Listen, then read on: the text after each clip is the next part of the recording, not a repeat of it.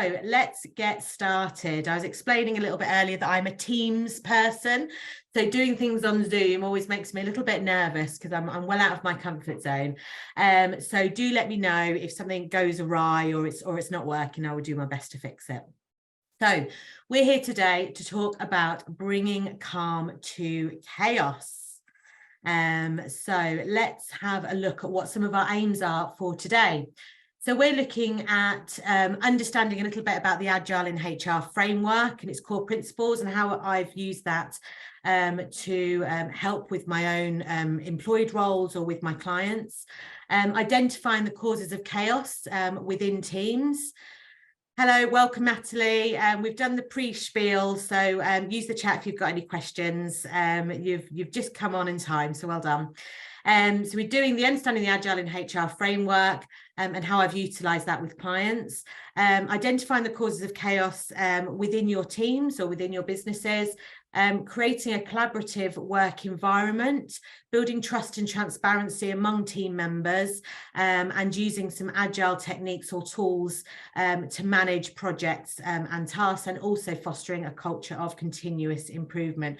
So as you can probably imagine, we're only going to be doing a bit of a light touch on all of these, and I'm happy to follow up with any calls or questions if people have some more in-depth queries afterwards. So a little bit about me for those that aren't aware. My name is Kate Madison Greenwell. I run People Efficient. We've been in business now for 18 months, and we are specialists in rapidly growing businesses or businesses that are going through a real change, things like acquisitions, bringing in new businesses, culture changes, or moving from manual to digital, which happens more often than you would think. And I use my 24 years of HR experience and my Agile coaching qualifications and hands-on digital transformation skills as well to do that. So those are the kind of things that we do. We look after HR projects and we support clients and businesses that are going through some change or some chaos themselves. So why are we here? So as you're probably experiencing or have experienced in the past, we're in a bit of a VUCA world at the moment, and that stands for volatile, uncertain, chaotic, and ambiguous. And there's lots of reasons for that. There's the bigger reasons like, Brexit, for example, COVID, all of those kind of things. But there's also been some real transformations in terms of what employees are expecting, in terms of what businesses are having to do in order to stay afloat. So businesses are having to pivot quite a lot. Businesses are having to broaden their products or their services, or alternatively, they're having to really niche down because they're facing increasing costs, or the marketplaces are changing, or the industries are changing. And you've probably seen in the news recently about things like Google and some of the big companies are making lots of redundancies. So there's lots of change going on, and uncertainty and unrest. And I think that's going to happen, in the next, it's going to be ongoing. Change is always ongoing. But I do think that there's going to be that uncertainty that's going to continue for the next couple of years at least. And it's having a real impact on businesses. So it's having an impact on things like retention. So retention costs UK businesses around 42 billion every year. But there's also, some opportunities. So 39% of HR leaders are harnessing the COVID crisis to reshape and reprioritize their company agenda and their people agenda and talent agenda as well. So there's lots of change that's going on at the moment. So let's have a pause and a reflect, and let's ask you all, feel free to come on camera or take yourselves off mute or use the chat. I'd love to know what kind of chaotic challenges you are facing at the moment. If nothing else, we can offer our empathy and sympathy, but we can also maybe try and weave this into the webinar as well. So what kind of chaotic challenges are you facing in your environment at the moment? Yeah, so I'm happy to go first. So we are quite a small team of circa 30, looking for external investment, which has sort of come with quite a lot of culture change and process change, and with being a small team, boosting collaboration and sort of the just inter-team dynamics is sort of one way to sort of drive that culture change. So yes, it's a lot of chaos over a short amount of time. Has it grown quite quickly to that 30? Yes, it did initially. I just think with we've taken on some external consultants to help us sort of drive that investment piece, and obviously with the changes to so many of our processes, I think there's a lot of chaos around that. So yeah, for the next 18 months, it should be quite a ride. Okay, brilliant. Okay, well, you have my sympathies, Oliver. It's it's difficult when you're looking for investment, because you have to be able to demonstrate viability and profitability, and that it's a sound investment. So I feel your pain. Exciting times though. Is there anybody else that wants to share some of their common chaotic challenges? Oh, here we go, Claire. Cost of living, financial investment and skills for future growth. Yeah, sometimes it can be the case that with businesses, they don't quite see that link in terms of, investing in people and investing in skills for future growth will help to save money in the long run. They don't always see that because they're looking at the here and now. And also, absolutely, the individual cost to people in terms of cost of living. Employees are having to make decisions that perhaps they wouldn't have made before. So if that's what you're alluding to, again, you absolutely have my sympathy. That can be tricky. Is there anybody else that wants to put forward any chaotic challenges that they're facing? You're probably all just ramming lunch down your necks, and who can blame you? That's fine. So if anybody does want to contribute to that, just pop it onto the chat. That's great. So what's causing the chaos? What is it? Falling exchange rate? Absolutely, Dion. It can have a real impact on businesses that are then having to, perhaps look after the pennies when perhaps they weren't before. So there's lots of reasons that are causing chaos in teams specifically. And there'll be lots of external reasons that are causing that. But you can see from the slide that I have here that, often the struggles are to do with, remote teams, trying to manage remote teams, having teams that are siloed. And by that, I mean sort of sticking to their function. So you've got HR, finance, marketing, sales, operations, manufacturing, whatever.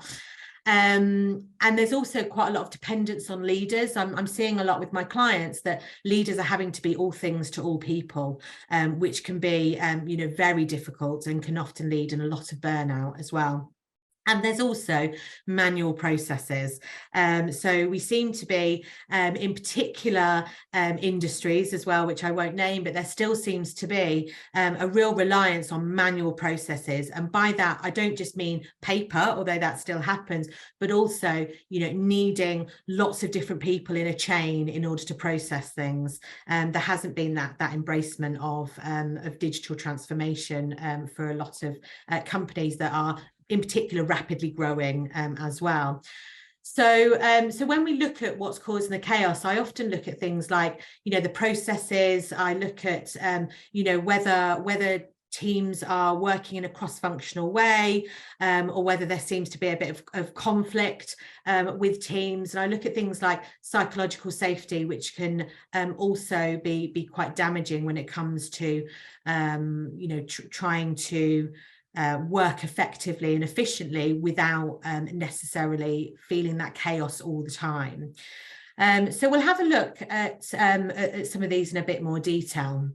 Now, I don't know whether you've ever heard of the word, and I'd love to know if people are trying to say this. I said it wrong for about a month before I realised. Cynefin. Not Seinfin, as I used to say. I also said hyperbole for anybody that's interested before I realised it was hyperbole. I do a lot of reading and not a lot of listening. So Cynefin. So this is a sense-making framework, and it was developed by somebody called Dave Snowden, that helps individuals and organisations understand the nature of a given situation. And we're going to go through those. And what it does is it gives you an appropriate course of action based on that understanding. So if we understand the nature of a given situation, understand, are we in chaos or is it just a little bit complicated? If we understand that nature, then we can choose the appropriate approach to address the situations effectively. So there's 5 stages or domains to Cynefin. So the first one is disorder.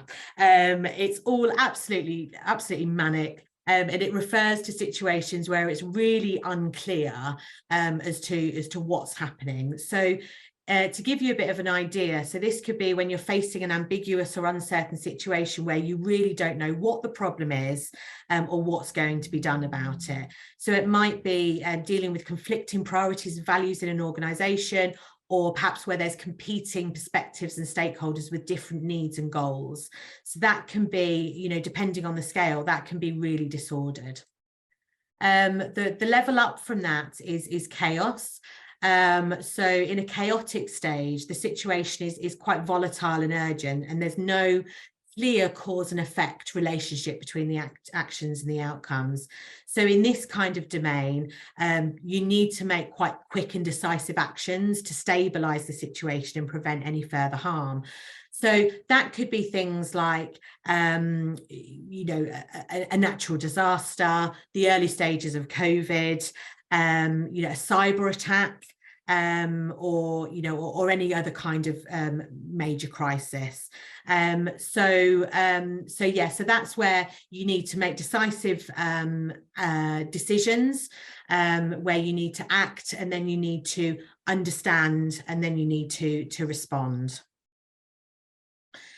If the situation is a little bit less than that, it might be complex. So in a complex stage, the situation's still unpredictable, and there's lots of interconnected factors and outcomes that are emerging from interactions between those sort of factors.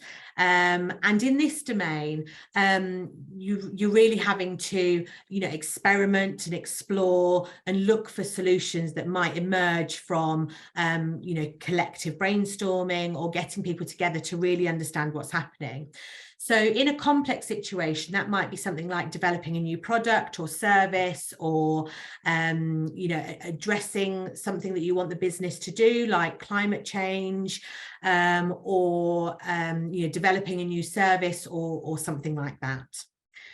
So in that stage, you'll be looking at probing to experiment what a solution might be before responding. Then you would have complicated. So in this domain, the situation, there might be multiple possible causes for a given outcome. So you might need to get experts in to analyze the situation. So this is things like, solving an engineering problem or an IT issue, if your IT's gone down or something, or perhaps if you're having to do quite an in-depth financial analysis, something like that. So you might need to get experts in to have a look at something that's quite complicated. And then the last stage is when it's obvious or simple. And this is where the situation's well understood. There's a clear cause and effect. We know what's happening. We know which levers that we need to pull to sort it. And we've got things like standard operating procedures in place. And this is where people like to be. People love to be in this place because we know what's what. And this is why people are quite adverse to change, because they sometimes think that something's disordered when actually it's complicated or it's complex. So this is kind of the safety zone. And this is where we want to sort of bring people to, but they need to have the understanding that, in order to progress, we still need to, push boundaries. We still need to keep looking at improving. So we know that change is a constant, and one of the ways that I apply managing change is by using some agile mindsets and techniques. So I use what's called a product-based approach, and it's people-centered. So here is a question for you.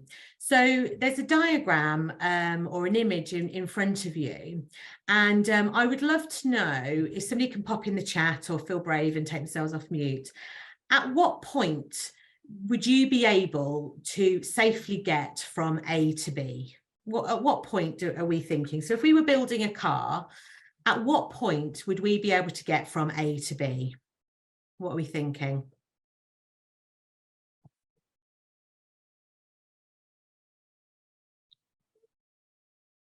Is anybody brave enough to go onto the chat? What would be the stage of building this car that we would be able to get safely from A to B?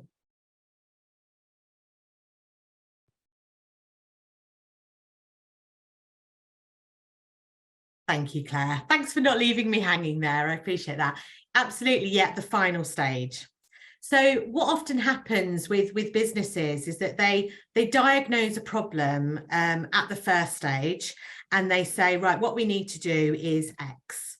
And then everybody works really diligently and often for a long time to produce X. So if you think about it in terms of things like a HR information system, let's just say, I don't know whether you're in HR, but some kind of system. So they think to themselves, right, people are complaining about X, Y, and Z. They're saying that they can't do their holidays, or they're saying that there isn't anywhere to keep data or what have you. What we'll do is we'll implement a HR information system. And they start building that. So they diagnose the problem at the beginning. They decide what they're going to do. They get that budget. They give themselves 18 months or something to implement it. But it's not until the end of the 18 months that it goes live that people start to benefit from it. So you've still got the issue of during that 18 months, there's still chaos and there's still, complaints or frustrations. And I always like to think about it like that car. So if you were building a car, nobody could use that car or get from A to B until it was built, or until the product goes live, or until the system is implemented. And the way that I like to work is in the Agile way. And it's a bit like this. So you start with something like a skateboard. So it's not perfect. Perhaps not everybody can use the skateboard, but it will get you from A to B. It might just be a little bit slower. But people can see that there is an improvement, even if it's a small one. And from that skateboard, you can add on some handlebars and you can make that into a scooter, which means that more people can use it. Then you can transform it into a bike. Even more people can use it. It's still a bit rubbish when it rains, but you're getting from A to B relatively quickly. You can then build that on to become a motorbike. So you've added on some bells and whistles. Most people can use it, and you're going to get from A to B quite quickly. And then at the end, you can then transform that bike into a car. Everybody can use it. It's gone live and you're done. And it's a good analogy to use because it means that you are constantly checking in. Well, is this working? Is this making a difference? Is this getting people from A to B? Is it getting them there faster? Is it getting them there safer? But during the time that you're doing that, people are adapting to the changes. They are seeing that they're being listened to, and they're seeing that something is being built that is going to help them and is going to improve their employee experience. And the way that I do that is through an agile approach, and that is through acting, planning, doing, and checking. So it's a continual cycle. So you look at what the problem is, and you bring that down. You might have lots of problems, and you'll pick one out that feels like the right priority, and you will check to see what kind of solutions can be put in place. You then act. And you ask people whether this is working, and you then move on to the next stage, which is then improving it or picking something else that people will that will help people. And when you do that, you're making sure that it's people-centered and it's people-centric. So you are implementing, you are checking, you are then implement. Once you've tested, you're then implementing, and then you go again with planning, doing, checking and acting. And because you're involving people in those, you're not wasting resources, you're not wasting time, because you are making sure that what you're delivering is actually helping the people that you are delivering it for. So it becomes quite people-centric. I won't sort of go through all of this. I wanted to get this in because you'll get a copy of the slides, so you'll be able to look at this in a little bit more detail. But there's a manifesto for Agile, and I'll just pick out a few of the things. It's about early and continuous delivery. So you're always looking at how improvements can be made for employees, so that they can do their work better and do their job better and have a better approach to change. You do it frequently, and you always look at a short time scale. So you don't have 18-month projects going on in the background. You also, I'm going to be exploring in a little bit about how you build trust and how you break down silos and work collaboratively. But some of the ways you do that is through making sure that you always have face-to-face conversations, even if it's virtual. So you have those regular face-to-face conversations to minimize the amount of miscommunications that can often happen when you're relying solely on emails or other kind of text-based communication. And some of the things that we'll also be looking at as well will be how you can get teams to be cross-functional and self-organizing as well. So that again, increases the calm and decreases the chaos, because you've got teams that are collaborating and communicating together. So having that collaborative culture is built in four main ways. So it's through using digital tools like Miro, which is a whiteboard, through Trello, which is Kanban, which we're going to be talking about, or Slack or Teams or those kind of things. So you've got really transparent ways of communicating. Having a learning culture really does go hand in hand with having a collaborative culture as well, because you have a mindset of resilience, you have a mindset of continually wanting to learn from each other, whether that's informally, indirectly, or in a more formal setting, because you have the mindset of always wanting to improve. Breaking down silos and having teams that are working together cross-functionally. So instead of it being a HR issue or a finance issue or a marketing issue, all issues become people issues. And then you bring specialists from different functions together to work together to overcome that issue or that problem. Means that you're breaking down silos, you're having shared projects, and you are able to move along quickly because you're all invested in this project, rather than it being, well, that's not our issue. And something that I do with Agile in HR is working and training people on how to have that mindset shift and how to have a culture of being able to embrace change. And it all comes down to collaboration and that communication. And when you've got that, and I'm going to be coming back to this slide in a little bit, you start to build trust and transparency, because you're prioritizing open communication, you're ensuring that continuous feedback, you've broken down the silos, you've broken down some of that chaos that happens when you're kind of stonewalled from different functions. You have transparency in decision making, which usually results in decisions being able to be made a lot quicker, because they have the information to hand. And you're establishing clear expectations, and you're fostering that learning culture. So the aim is to build trust and transparency. And we will come back to that when I've shown you some of the tools that I use. Now, you might remember that I talked about that cycle of planning and doing and acting and checking and what have you. And that's a theme of Agile, and it's what we call sprints. So the way that we break things down is that we look at what the objectives are, and this can be for teams, or this can be in a bigger context in terms of whole businesses. So sometimes, and Oliver, I don't know whether you do this in your business, it's relatively common in tech and definitely in IT, that entire businesses will work under the Agile framework. And then for some businesses, there will only be IT or increasingly HR that start using the Agile framework. But the way that it works is that you have your one objective, your one thing, whether that's to do with your market position, your competitor, how you're doing against your competitors, or if it's in teams, whether it's to do with the shape of your people team, or whether it's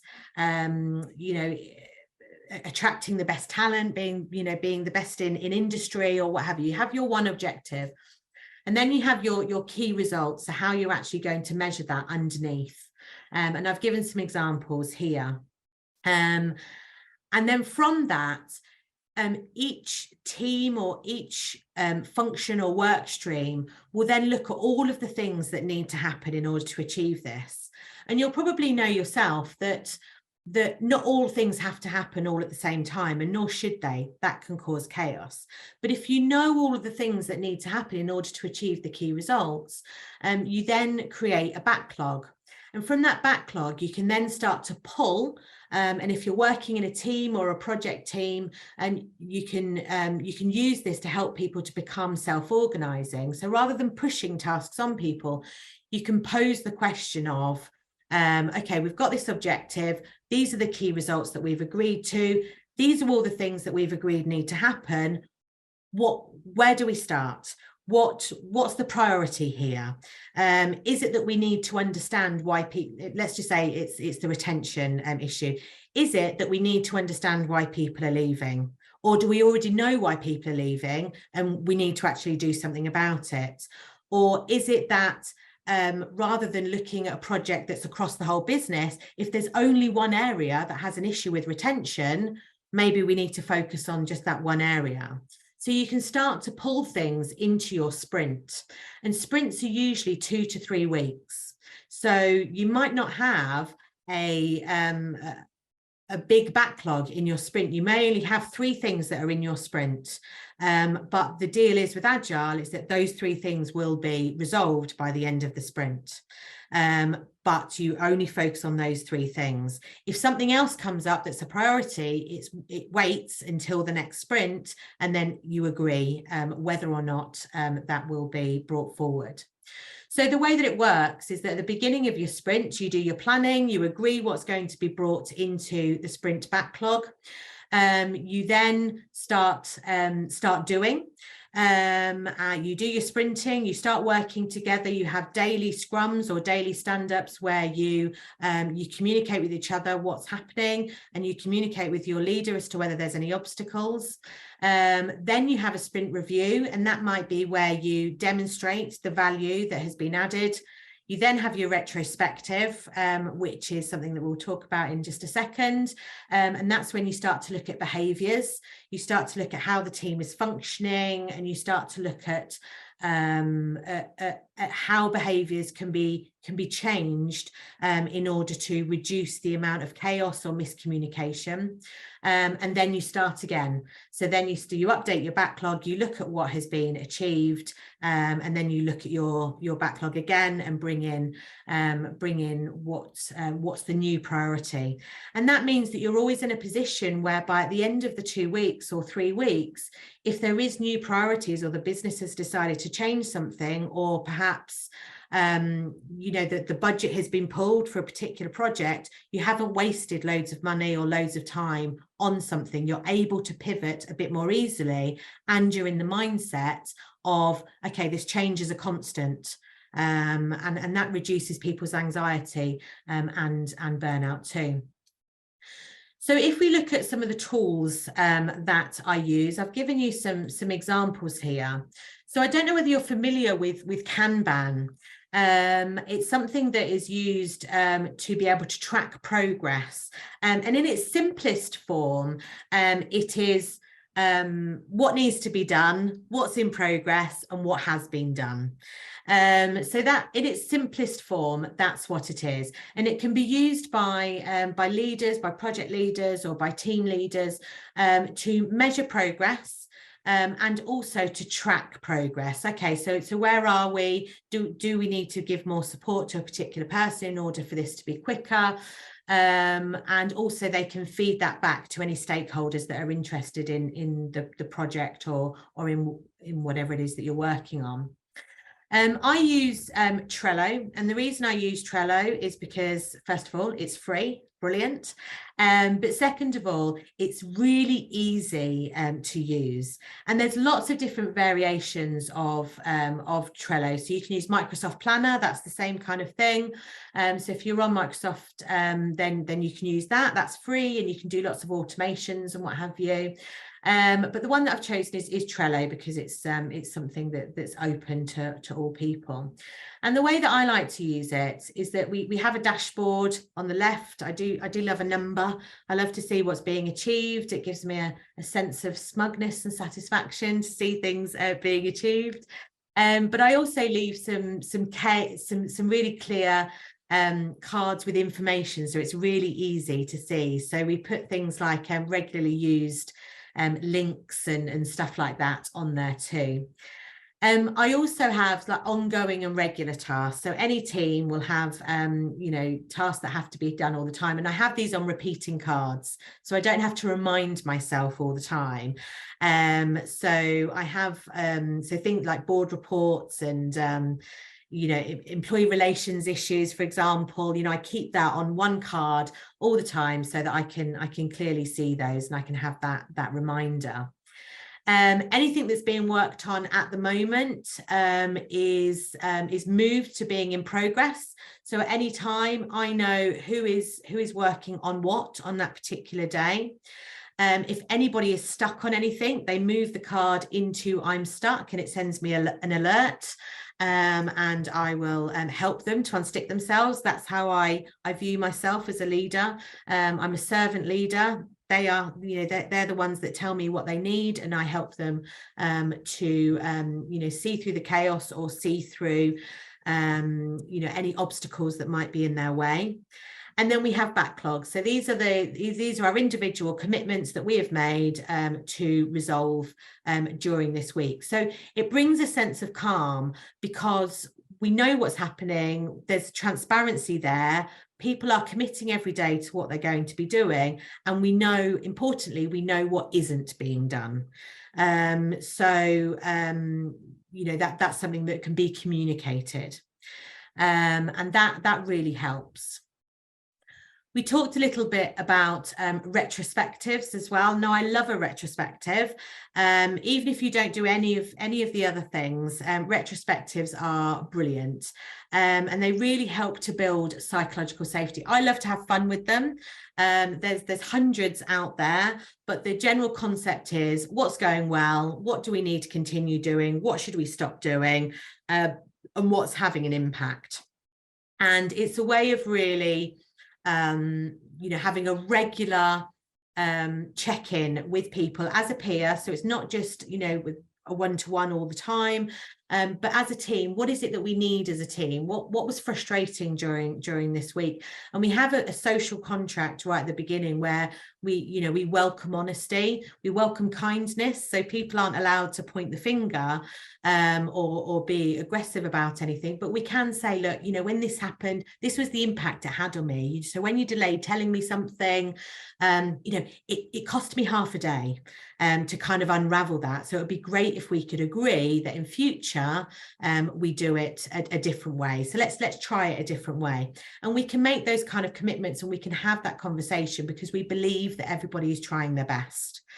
So I like to do Friends retrospective because I'm really old and I used to like Friends. Harry Potter as well. I've done Marvel ones. I've done Ted Lasso ones. I've done Walking Dead ones. I do Pride ones, Christmas themed ones, just to sort of keep it fresh and keep people looking forward to it. So that's how I do retrospectives, and that kind of really helps with building communication. Another thing that I use is something called a RACI model. And that is something that I do definitely for projects, but also for established teams as well, where we agree at the beginning, okay, so who's responsible for getting the work done? Who's accountable? Who needs to be consulted and who needs to be informed? And if we agree that at the beginning, then it cuts through this, when people CC people in that don't need to be CC'd in, or when there's lots of meetings where people get invited to meetings that perhaps they don't need to be in, that can cause a lot of chaos as well.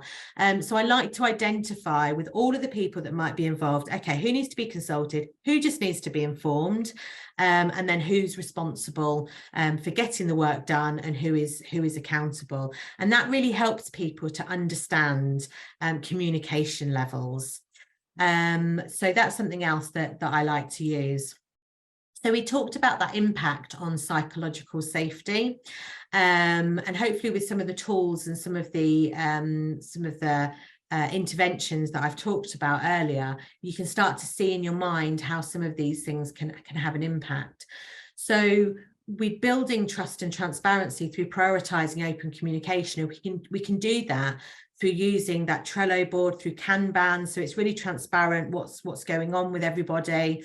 And also we can look at those retros, which is a period of time where people can say, okay, let's have a reflect on this now and see what's been working. And again, you can do that through that continuous feedback. You're able to give feedback to each other as well through those retros, but also through transparency. So people can pick up the phone or go and see somebody and say, oh, I noticed that you were working on this. I've got a suggestion to make on that, or can I help or support you on this? And again, with that cross-functional teams, so having a project-based strategy rather than a silo-based. So instead of all people issues being part of the HR team, or all budget issues being the finance team, or all marketing issues being part of the marketing team, we look at things on a project-based strategy. So, we need to we need to win more customers. Well, we need to do that by attracting better talent, for example, so it becomes a joint project. And again, transparency and decision making through using RACI and using retros and Kanban, you can start to make decisions quickly because you have a much clearer understanding of what's happening overall. You can establish those clear expectations, so you can see when you're doing the sprints, you can see if it's not quite going to plan, or if you feel that you're going to need more time. You can see that quite quickly, and you can also see the pockets, the areas where perhaps more support might be needed. And that means that you can do things like swarming. So sometimes if we see that somebody's behind on a project, we all swarm for an hour to help that person get back to where they need to be, because it helps us to achieve that sprint and those sprint objectives as a team. And through all of this, you are fostering that learning culture. Something that I really welcome, and something that's great in psychological safety, is failing. It's just part of that learning journey. You fail, you understand why you failed, and you use that to your advantage in the next cycle or the next sprint. And if all else fails, I just wanted to kind of leave you a little bit with something called deliberate calm. And that's a mindset that helps leaders to keep a cool head during a crisis, and steer their ships through the storm. So it's usually something that doesn't come naturally. It hasn't always come naturally to me, and it still doesn't always come naturally to me. It's something that I really, really have to work on. The human brain is wired to react rather than to stay calm. So the ability to step back and choose actions that are suited to a given situation is a skill that you have to keep working on. And the one thing that I would say is that when you're in a chaotic moment and you don't know perhaps how deep the rabbit hole is, you can't always fall back on what you know, because it might be something that's completely different. So it's really important, and it sounds a little bit trite, but it does help, is to take a breath, take stock, ask lots of questions before reacting, to try and get as much information as possible. And then ask yourself, when you've made a decision, is the thing that I'm about to do the right thing to do? And quite often it might not be. You know, try and understand as much as you can before reacting or making a decision, and that can sometimes be hard. But yeah, definitely, even if you're saying those words out loud, I need to take a step back, I need to understand before I'm making a decision, because we don't want to be making the wrong one. If you verbalize that, people will often say, yeah, get it, how can I support that? So what have we learned? So we've learned a little bit about the Agile Manifesto, and you'll get the copy of the slides so you can have a look at those. We've looked at some causes of chaos. We've looked at some collaboration techniques that will help to build trust, the Agile framework, and a little bit about deliberate calm. We have got some free resources. I'll send you a RACI matrix that you can use on Excel, or you can transform that into your Google Sheets if you want to, just as a little thank you, to say thank you for coming on today. Yeah, that's the end. So if anybody has got any questions, then please do come on and ask. I'm just going to pop a couple of links into the chat. I'm just going to stop sharing, just so that you can keep in touch. So just bear with me. So I've got my LinkedIn. I would love to connect with you. And also I'm doing, if you're interested in psychological safety, I'm doing a webinar on that next week. So do feel free to sign up to that as well. So I'll just have a quick look in the chat. So Miro, yes, Sylvia, I love Miro. Some people like to use Mural. It's just a firm no from me. Miro is absolutely amazing. It's got loads of great retrospective templates on there. It's absolutely fantastic. Claire, yeah, Planner, it's amazing. Microsoft 365, I get automations going. I have lots of, it sends lots of new notifications, and I have lots of automations, and approvals are really good for the Planner tool. So yeah, that's great, Claire. And NAC, NAC, when's your next class? So I've got the psychological safety one that's coming up next week, and if you link in with me, you'll be able to see all of the other webinars that I do as well. So do use the link. Has anybody got any questions? I feel like I've wanged on quite a bit.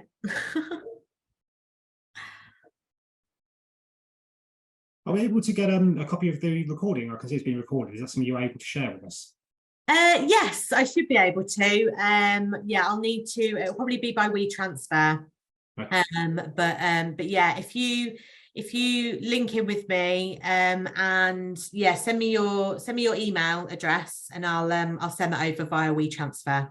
Great. Everything else has been automated, but yeah, I'll send that over.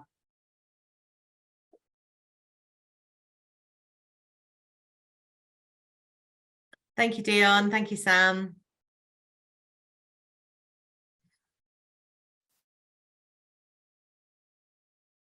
Yeah, absolutely, Sylvia. I can do that for you.